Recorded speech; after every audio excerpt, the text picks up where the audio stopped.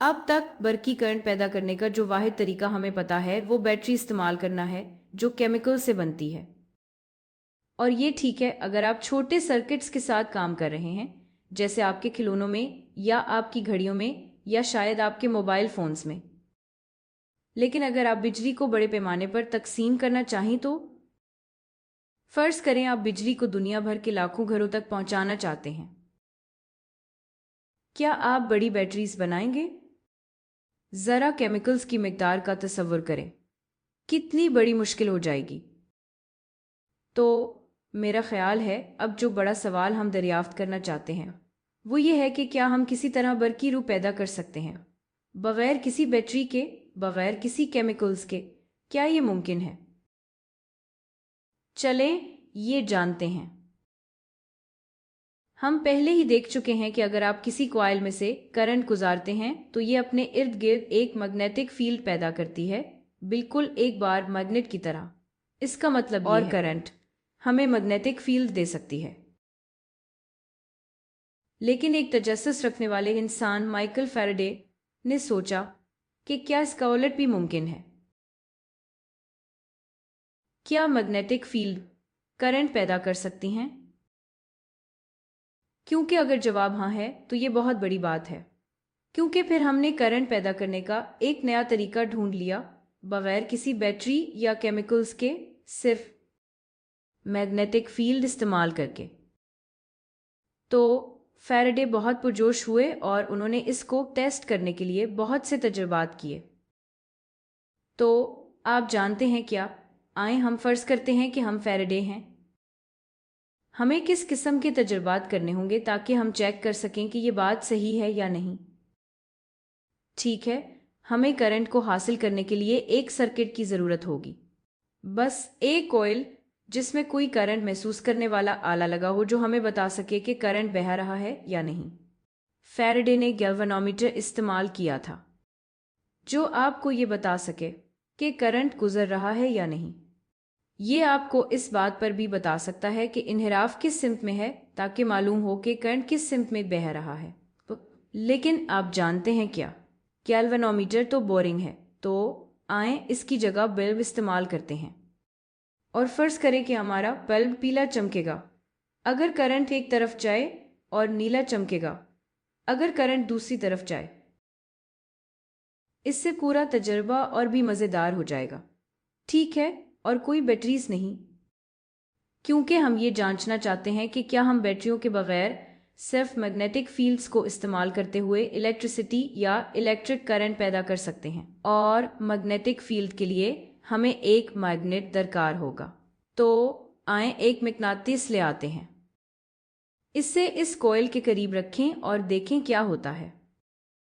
और हमें कुछ भी नजर नहीं आता।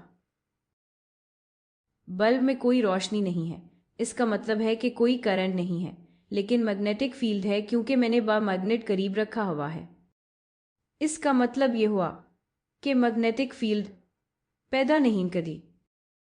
करंट। कितनी मायूसी की बात है। तो आए सब समेटते हैं और घर चलते हैं, ये सब फेंक देते हैं। रुकिए, मुझे अभी एक रोशनी की झलक नजर आई। आए मैग्नेट वापस लाते हैं और फिर से एक झलक नजर आई। इस बार नीला था तो करंट दूसरी तरफ था, लेकिन हमने कर दिखाया। हमने बिजली बगैर बैटरीज के एक लम्हे के लिए बना ली, लेकिन लगता है ये सिर्फ तब काम करता है जब मैग्नेट हरकत में हो, जब वो रुका हो तो नहीं। और फैराडे बनकर मैं अपनी आईब्राउज उठाकर कहती हूँ, हम दिलचस्प। अब आए इसके साथ और खेलते हैं। अगर हम मैग्नेट को एक जगह रखें और कॉइल को हरकत दें तो क्या होगा? क्या आपको लगता है कि हम फिर से बिजली बना लेंगे? देखें, आपका अंदाज़ा भी वही है जो मेरा है। तो आए देखते हैं। और ये देखिए, फिर वही हुआ। जैसे ही कॉइल हरकत में आई हमें फिर से रोशनी की झलक नजर आई। तो इसका मतलब ये हुआ, चाहे कॉइल हो या मैग्नेटिस, इनमें से किसी एक को हरकत करना ज़रूरी है, और जब वो हरकत में हो तभी हमें बिजली मिलती है। लेकिन इसका मतलब क्या है? चलें और बेहतर समझने के लिए फैराडे का एक और तजुर्बा देखते हैं। इस बार मैग्नेट की जगह इसने एक कॉइल ली और इसे बैटरी से कनेक्ट किया। बात यह है कि जब हम स्विच बंद करेंगे तो वहां करंट पैदा होगा और वो एक मैग्नेटिक फील्ड बनाएगा, और हम ये चेक करेंगे कि क्या वो मैग्नेटिक फील्ड इस कॉइल में बिजली पैदा करेगा या नहीं। हम इसको अपनी प्राइमरी कॉइल कहेंगे, यानी वो जो मैग्नेटिक फील्ड बनाती है, और ये वाली कॉइल जिसमें हम बगैर बैटरी के बिजली बनाएंगे, इसे हम सेकेंडरी कॉइल कहेंगे। तो असल में मैग्नेट की जगह हम इलेक्ट्रोमैग्नेट इस्तेमाल कर रहे हैं। तो क्या आप तैयार हैं? आइए स्विच बंद करते हैं और फिर से एक झलक, क्या वाकई ये क्या हो रहा है? अभी प्राइमरी में करंट गुजर रहा है, ये मकनातीसी मैदान बना रहा है, लेकिन सेकेंडरी में हमें कुछ नहीं मिल रहा। हमें सिर्फ एक लम्हे के लिए ही मिला था।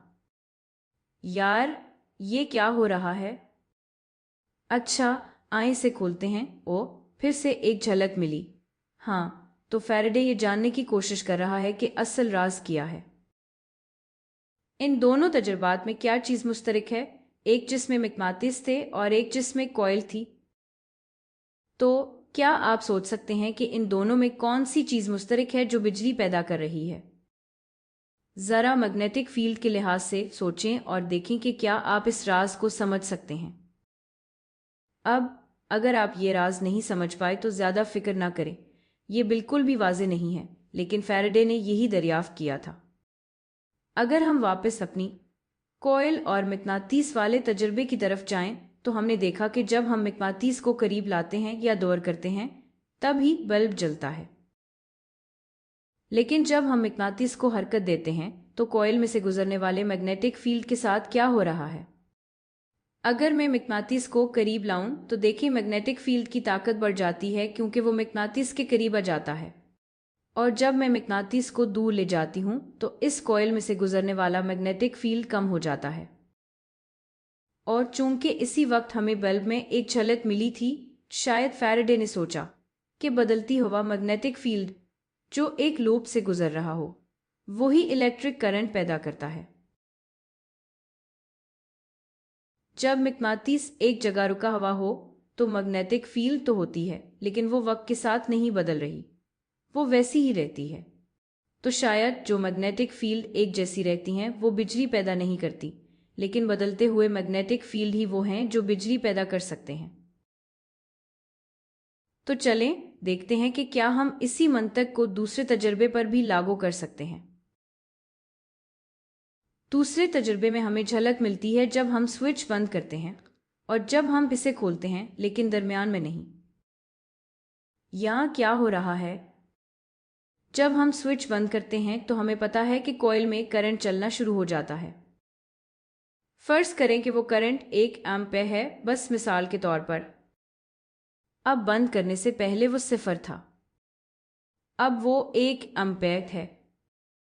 लेकिन सवाल यह है कि क्या करंट अचानक 0 से 1 पर चला जाता है?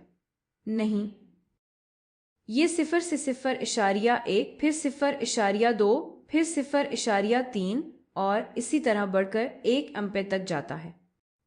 ये सब कुछ बहुत तेज़ी से चंद मिलीसेकंड्स में होता है, इसलिए हम इसे महसूस नहीं कर सकते, लेकिन इसमें बहुत ही कम वक्त लगता है, इतना वक्त कि ये सब हो सके।